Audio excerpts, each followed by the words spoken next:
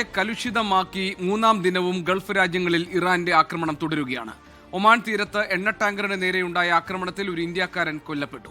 Ras തനൂറയിലുള്ള Aramco എണ്ണ ശുദ്ധീകരണശാലയ്ക്ക് നേരെയുള്ള ഇറാന്റെ ഡ്രോൺ ആക്രമണം തകർത്തെന്ന് സൗദി അറേബ്യ അറിയിച്ചു.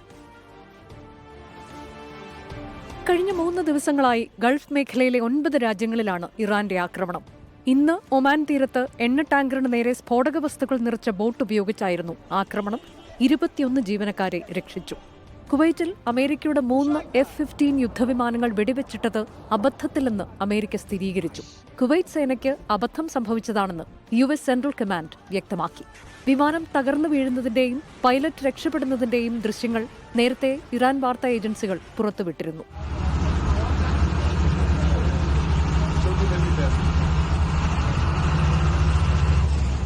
സൗദി അറേബ്യയിൽ റാസ് തനൂറയിലെ അരാംകോ എണ്ണ ശുദ്ധീകരണശാല ലക്ഷ്യമിട്ടായിരുന്നു ഇറാന്റെ ഡ്രോൺ ആക്രമണം. എന്നാൽ 2 ഡ്രോണുകളെയും പ്രതിരോധ സേന ആകാശത്ത് വെച്ച് തന്നെ തകർത്തുവെന്ന് സൗദി അറിയിച്ചു. റിഫൈനറി താത്കാലികമായി അടച്ചു.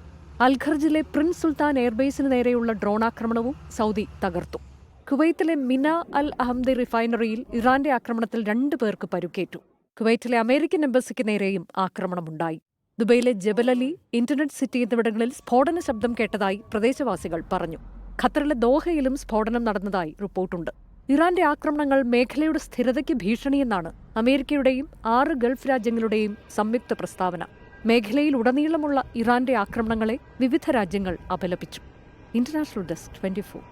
ലോകത്തെവിടെയായാലും ഏത് സമയത്തും 24 വാർത്തകളും ഓഗ്മെന്റഡ് റിയാലിറ്റി പാക്കേജുകളും എക്സ്പ്ലെയിനറുകളും വിശദമായി കാണാൻ ഞങ്ങളുടെ യൂട്യൂബ് ചാനൽ നിങ്ങൾക്ക് സബ്സ്ക്രൈബ് ചെയ്യാം.